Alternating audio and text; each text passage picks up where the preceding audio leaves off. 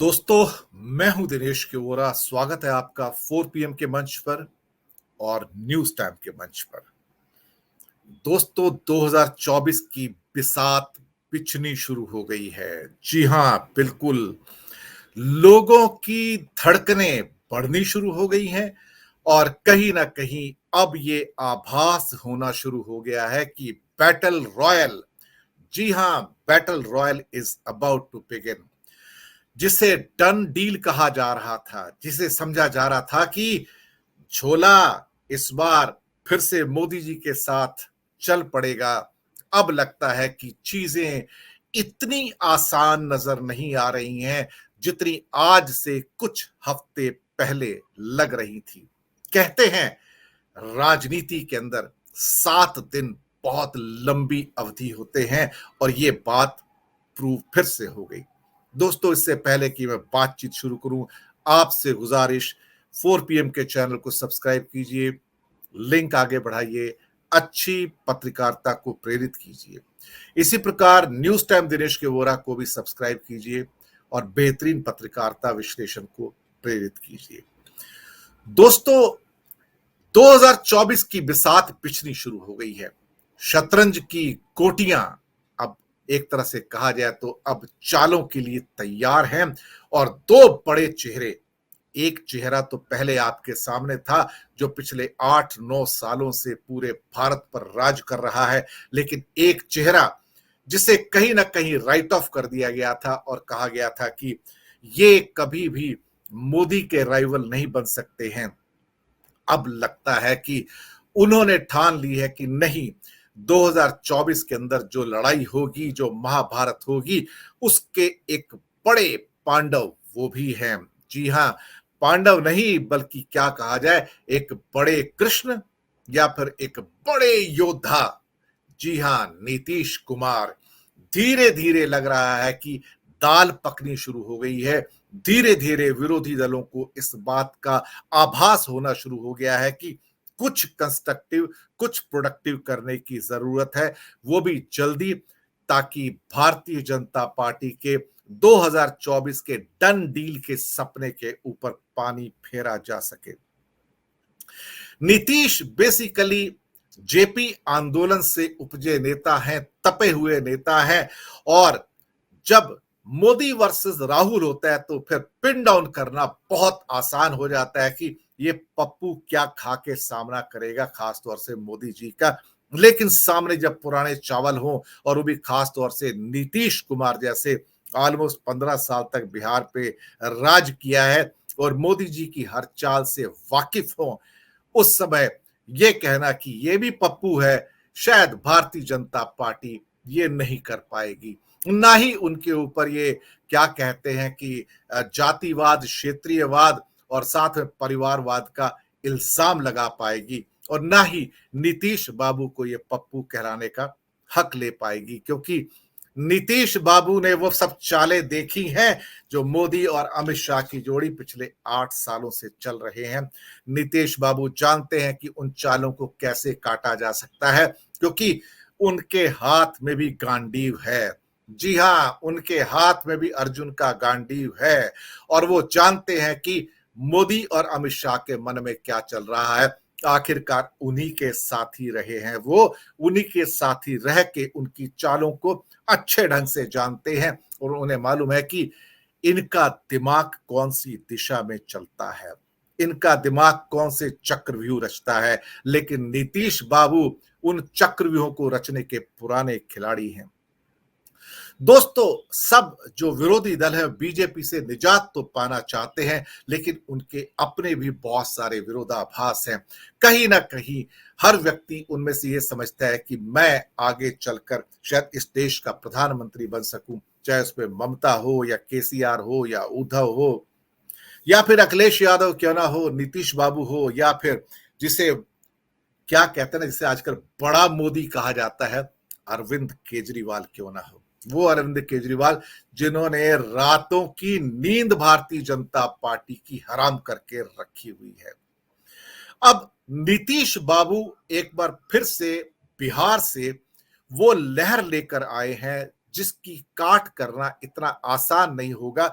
और यहां पर अब लगता है कि शतरंज की बिसात पर जो चालें चली जाएंगी वो आने वाले हिंदुस्तान का मुस्तकबिल यानी कि भविष्य लिखेंगी। दोस्तों, बहुत कुछ घट रहा है, बहुत कुछ घटने वाला है, बहुत कुछ अंदर चल रहा है और बहुत कुछ चलेगा। कहीं ना कहीं एक ऐसा पर्याय बनने जा रहा है जहां नीतीश बाबू ये कहेंगे कि मोदी के विरुद्ध कौन खड़ा होगा इसका फैसला नीतीश बाबू या जेडीयू ना करें, बल्कि इस देश की जनता करेगी। जी हां, यही नीतीश बाबू चाहते हैं कि वो खुद को एक प्रधानमंत्री का उम्मीदवार ना बनाए, लेकिन देश ये कहे कि नीतीश बाबू आप सामने खड़े होइए, सामने आकर, क्योंकि देश ये बात न केजरीवाल से कहेगा, न अखिलेश यादव से, न ममता से, न केसीआर से, लेकिन नीतीश बाबू को देश की जनता ये बात जरूर कह सकती है कि नीतीश बाबू आपका वक्त आ गया है, आपका समय आ गया है, चलिए उठिए, एक नई पारी के लिए तैयार हो जाइए। दरअसल दोस्तों, इस देश में संवैधानिक संस्थाओं की जो धज्जियां उड़ाई जा रही हैं, नीतीश उस बात से अच्छे ढंग से वाकिफ हैं। और भारतीय जनता पार्टी वो पार्टी है जो अपने ही लोगों को डस लेती है। ये एक ऐसा बिच्छू, एक ऐसा पिट वाइपर है जो अपने ही लोगों को डस लेता है, उनको खा लेता है। बाहर हुए तो जेडीयू के अंदर अपनी ही पार्टी यानी कि उनके 5 मेंबर, 6 में से 5 मेंबर बीजेपी के अंदर मिला लिए।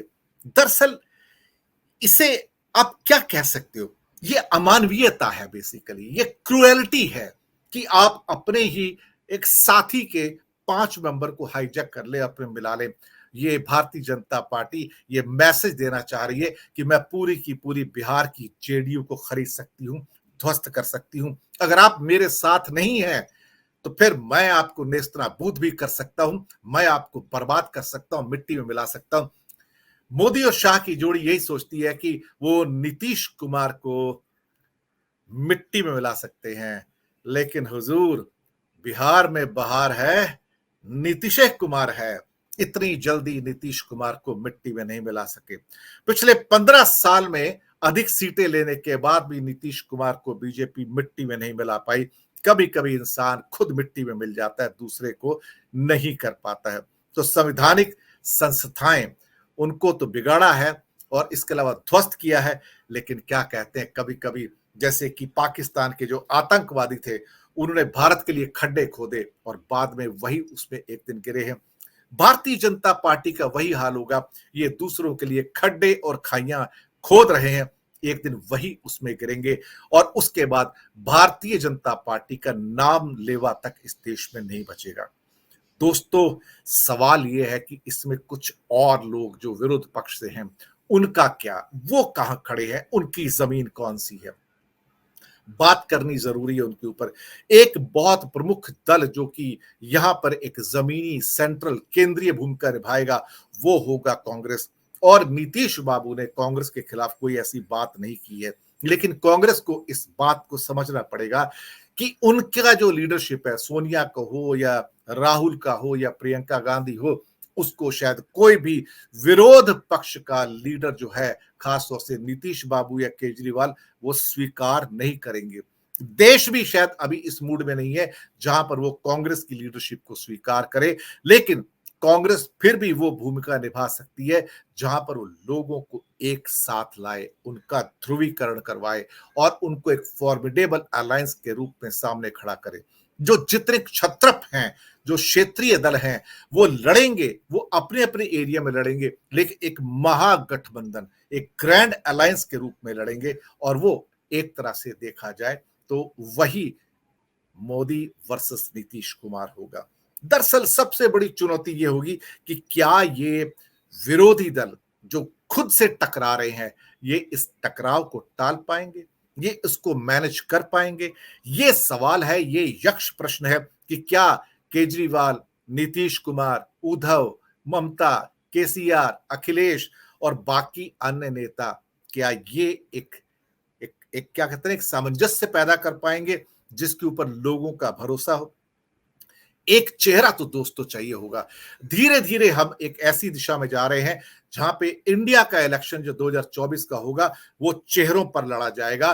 वो राष्ट्रपति टाइप का इलेक्शन होगा जहां पे one person versus other person, वहां पर सिर्फ यही कुछ होगा। अभी तक जो क्या कहते हैं कि राहुल गांधी वर्सेस मोदी था, इस समय वो राहुल गांधी वर्सेस मोदी ना करने की कोशिश या कवायद चल रही है। और सामने क्या होगा, यानी कि सरकारें तो गठबंधन की ही रहेंगी, जो जहां का मालिक है वहीं रहेगा, लेकिन केंद्र में एक ऐसी शख्सियत, एक ऐसा चेहरा जो सर्वमान्य हो, या अगर कुछ थोड़े बहुत आपस में विरोध या टकराव है उनको साइड में रख के एक स्पिरिट को पैदा करना, जो कि जनता पार्टी की स्पिरिट थी खास तौर से 1977 में। दोस्तों, ये गठबंधन होगा जो बेसिकली सामाजिक और जो राजनीतिक जो विद्वेष पैदा हुए हैं, जो कटुता पैदा हुई है, जो घृणा या नफरत पैदा हुई है, उसको कम करने के लिए। और इसका मुकाबला किससे है? उसका मुकाबला है बीजेपी के कॉर्पोरेटाइजेशन से, जहां पर फायदा तो मिलता है, फायदा मिलता है सिर्फ ऊपर के दो चार लोगों को, वो धनी होते चले जाते हैं। तो सरकारें कहती हैं देखिए हम पांचवी बड़ी सबसे बड़ी अर्थव्यवस्था बन गए ब्रिटेन को पछाड़कर। क्या उसके बाद, यानी कि फूल तो बरसाए जा रहे हैं, लेकिन साथ में यह भी कहना जरूरी है कि पांचवी सबसे बड़ी अर्थव्यवस्था के जो देश है भारत, उसमें 82 करोड़ लोग भूखे हैं जिन्हें 2 वक्त की रोटी नसीब नहीं। तो फिर ब्रिटेन से तुलना करना या फिर यह कहना कि और 8-10 सालों में भारत तीसरी बड़ी इकोनॉमी हो जाएगा और जापान को और जर्मनी को पछाड़ देगा, तो क्या वास्तव में उनसे ऊपर जाने का मतलब भारत जर्मनी और जापान बन जाएगा? क्या भारत में 100 करोड़ भूखे नहीं रहेंगे? नहीं, यही विरोधाभास है जहां पर चंद लोग सारी की सारी दौलत लेकर चले जाते हैं और बाकी लोग 5 किलो अनाज या 10 किलो अनाज 2 रुपए किलो और 3 रुपए किलो खरीदने के ऊपर मजबूर हो जाते हैं। इसी अव्यवस्था को, इसी असमानता को समाप्त करने की आवश्यकता है और उसी के लिए सामाजिक और राजनीतिक सद्भावना और उसके अंदर जो सहयोग है उसकी आवश्यकता होगी। और उसका चेहरा जो होगा, जो अगेंस्ट द कॉर्पोरेटाइजेशन होगा, वो होगा नीतीश बाबू, यानी कि नीतीश कुमार। गरीब के पास खोने के लिए कुछ नहीं है, लेकिन सम्मान तो मिलना चाहिए। आज गरीब को सम्मान भी नहीं मिलता है। दोस्तों, खेल तो सारा 35-40% का ही है। भारत में अगर आप देखोगे कि जो भी विक्टोरियस टीम होती है 30-32% वोट लेके ये अपना गेम खेल जाती हैं, और भले ही उनको 65-70% लोग वोट ना दें, लेकिन वो क्या कहते हैं, फर्स्ट पास द पोल, वहां जाकर अपनी सरकार बना लेते हैं। लेकिन यहाँ पे गठबंधन के द्वारा आवश्यकता होगी कि अभी जो उनका प्लैंक करीब करीब 20-22% के ऊपर टिका हुआ है, उससे निकलकर सीधा 30-32% पे आ जाए और एक फॉर्मिडेबल कंपटीशन दिया जाए, जहां पे नीतीश बाबू वही रोल निभा सकते हैं जो रोल एक समय में अटल बिहारी ने अपने गठबंधन में बीजेपी के लिए निभाया था, या एक वक्त में पहले वीपी सिंह निभाते थे, या बाकी जो जनता दल के जो लोग थे वो निभाया करते थे, या पहले जैसे मोरारजी देसाई ने उन्होंने निभाया था। सवाल ये पैदा होता है कि क्या टकराव की स्थितियों को टाला जा सकता है? सवाल ये पैदा होता है कि जहां आम आदमी पार्टी कांग्रेस के विरुद्ध एक तरह से खेल भी खेल रही है, और गुजरात के अंदर भी आम आदमी पार्टी अपना एक ऐसी कवायद कर रही है जहां पर शायद जो नुकसान ज्यादा होगा वहां पर कांग्रेस का ही ज्यादा होगा। बीजेपी का तो आम आदमी पड़ेगी, नुकसान तो करेगी, लेकिन कांग्रेस का भी ज्यादा नुकसान कर जाएगी। तो यहाँ पे जो आंतरिक टकराहट है, जो विरोधाभास है, वो निकल कर लोगों के सामने आएंगे। तो बंगाल हो या फिर तेलंगाना हो या फिर कर्नाटका हो, वहां से जेडीयू की सरकार, वहां जेडीएस की सरकार है, या फिर कांग्रेस, उनका एक साथ आना हो, या फिर बाकी राज्यों के अंदर जो कॉम्बिनेशन हो, एक समाजवादी संगठन को उत्तर प्रदेश में फिर से वापस लेके आना, जिसे कमंडल की राजनीति कहते हैं। खास तौर से बिहार और उत्तर प्रदेश में अगर ये बदलाव होता है, अगर ये नीतीश के नाम पर नीतीश वर्सेस मोदी होता है, तो दोस्तों समीकरण बहुत सारे बदल जाएंगे। और यहां पर जब बीजेपी वर्सेस ऑल होगा, तो वहां पर सामने कहीं ना कहीं कुछ ना कुछ फॉर्मिडेबल होता हुआ जरूर नजर आएगा। चिंताएं भारतीय जनता पार्टी के लिए जाग सकती हैं, चाहे वो राजस्थान में हो, हिमाचल में हो, कर्नाटक में हो, छत्तीसगढ़ हो, पंजाब हो, हरियाणा हो, या बाकी क्षेत्रों में हो। कोशिश ये रहेगी कि हाँ, कुछ ना कुछ किया जाए।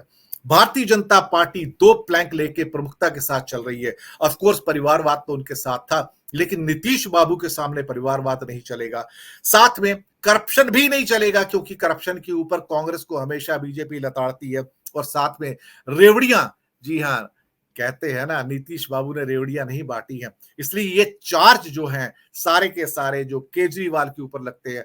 हालांकि केजरीवाल ने तो ऊपर लिखा कि मैं रेवड़ियां बांटूंगा, आप जो कर सकते हो कर लो, किसी में हिम्मत नहीं कोई रोक सके। वो कहते हैं गरीब का अधिकार है, फ्री बिजली पानी मिले, शिक्षा मिले, स्वास्थ्य मिले, और मैं रेवड़ियां बांटूंगा, जिसको रोकना है वो रोक ले। ये एक किस्म से एक चैलेंज है। दरअसल करप्शन के ऊपर भारतीय जनता पार्टी विरोध पक्ष के ऊपर अटैक करके आक्रमण करते हुए दूसरों को एक तरह से नेस्तनाबूद कर देना चाहती है, लेकिन यही वार, यही कटाक्ष जो है वो नीतीश बाबू के ऊपर नहीं चलता, क्योंकि नीतीश बाबू तो अंदर के आदमी है, वो इन चालों को समझते हैं। और दूसरी बात, भारतीय जनता पार्टी कोई भी ऐसा नैतिक स्तर अपने लिए लागू नहीं कर सकती। वो अटल जी जो कहते थे कि मैं अनैतिक रूप से सरकार बनाने के लिए कोई खरीद फरोख्त करती हो तो वैसे चिमटे से छूना पसंद नहीं करूंगा, लेकिन ये लोग तो छूते भी हैं, क्योंकि इनका तो आधार ही अनैतिकता है, इनका आधार ही घृणा और नफरत है, इनका आधार विरोध पक्ष नहीं है, इनका आधार है विरोध पक्ष को शत्रु पक्ष के अंदर परिवर्तित कर देना। दोस्तों, भारतीय जनता पार्टी की अमानवीयता जो है, जो क्रुएलिटी है, उसको काउंटर करने की जरूरत है कंपैशन से, दया से। भगवान बुद्ध का, नानक का, महावीर का, राम का जो कंपैशन है, उस राम की जो कि कंपैशन का प्रतीक है, ना कि उस राम का जो दूसरा चेहरा हो सकता है, जहां कई बार आजकल मूर्तियां बनाई जाती हैं, राम का चेहरा एकदम से गुस्से में है। नहीं, राम सौम्य है, राम सौम्यता की मूर्ति है। राम जो है आम इंसान के मानव के रूप में जो है वो सबके लिए मर्यादा पुरुषोत्तम का राम है। उनके लिए मर्यादा, उनके लिए सौम्यता, उनके लिए सामंजस्य, उनके लिए प्रेम, ये सब लेकर आते हैं। वो राम की बात करते हैं नीतीश बाबू। दोस्तों, यहां पर अगर मीडिया की भूमिका इंपॉर्टेंट होगी, मीडिया की भूमिका इसलिए कि मीडिया आज जिस ढंग से भारतीय जनता पार्टी की गोदी में बैठा हुआ है, धीरे धीरे हवा बदलेगी। मैं आपको बताऊं, ये इग्नोर नहीं कर पाएंगे, ये नीतीश बाबू को पप्पू कह के पिन डाउन नहीं कर पाएंगे। और क्योंकि उनके साथ 15 साल 12 साल सरकारें चलाई हैं, तो किस रूप में अटैक करेंगे आखिरकार?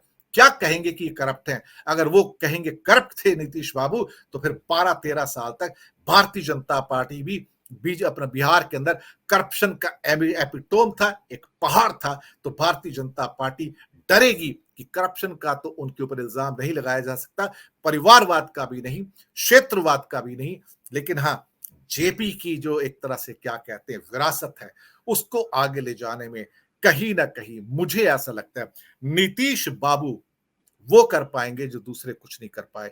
लेकिन एक बात का ध्यान रखना होगा, यहाँ पे मीडिया को भी साधना होगा, और साथ में ये इलेक्शन जो होंगे 2024 की बिसात पर, वो महंगाई और बेरोजगारी पर नहीं होंगे, वो भारत की जो अखंडता है, जो भारत की जो एक तरह से इंटेग्रिटी है, जो गरीब के लिए एक तरह से काम करने की प्रवृत्ति है, एक मानवीयता है, एक कंपैशन है, एक दया है, जहां पर क्रूरता समाप्त होगी, जहां पर एक तरह से क्या कहते हैं अमानवीयता समाप्त होगी, जहां पर कंपैशन होगा, तो ये जो एक तरह से चुनाव होगा, ये बीजेपी की cruelty versus compassion of opposition होगा, जहां पर मलहम लगाने की जरूरत है, जहां पर देश के अंदर एक बिच्छू या सांप की तरह काटना नहीं है, यहां पर उसके जख्मों के ऊपर नमक नहीं छिड़कना है, यहां पर उनके जख्मों को एक तरह से मलहम लगा के ठीक करना है, गरीब को सम्मान देना है, उसको जॉब देना है, महंगाई पर काबू करना है,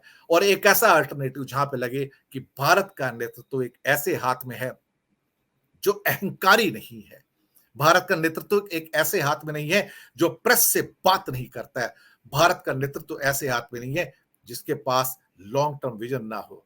जी हां, नीतीश बाबू सब कुछ लेकर आ रहे हैं, यकीन मानिए होगा, जरूर होगा। 2024 की बिसात बिछ चुकी है, और ये डन डील अब नहीं है।